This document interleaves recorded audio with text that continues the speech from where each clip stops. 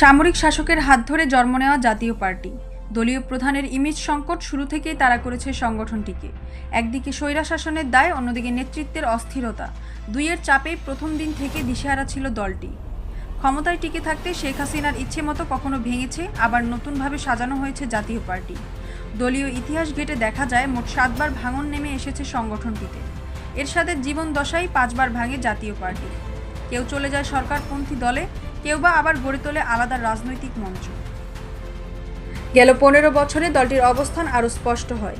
প্রতিবেশী দেশের প্রত্যক্ষ নিয়ন্ত্রণ থেকে আওয়ামী লীগ সরকারের বৈধতা দেওয়ার অভিযোগে প্রশ্নবিদ্ধ হয়েছে জাতীয় পার্টি। সংসদে বিরোধী দলীয় আসনে থেকেও কার্যত সরকারের গৃহপালিত বিরোধী দলে পরিণত হয়েছে তারা। জনগণের পাশে না দাঁড়িয়ে ক্ষমতার ছায়াতলে আশ্রয় নেওয়ার প্রবণতা দলটিকে করেছে জনবিচ্ছিন্ন। রাষ্ট্রবিজ্ঞানীরা বলছেন, এমন রাজনৈতিক দ্বন্দ্ব, নেতৃত্বের সংকট এবং জনগণের আস্থাহীনতার কারণে জাতীয় পার্টির আর কোনো ভবিষ্যৎ নেই। কালের বিবর্তনে হয়তো দলটি নামেই টিকে থাকবে, কিন্তু কার্যকর রাজনৈতিক শক্তি হিসেবে জাতীয় পার্টির দিন শেষ হয়ে এসেছে বলেই মনে করছেন বিশ্লেষকরা।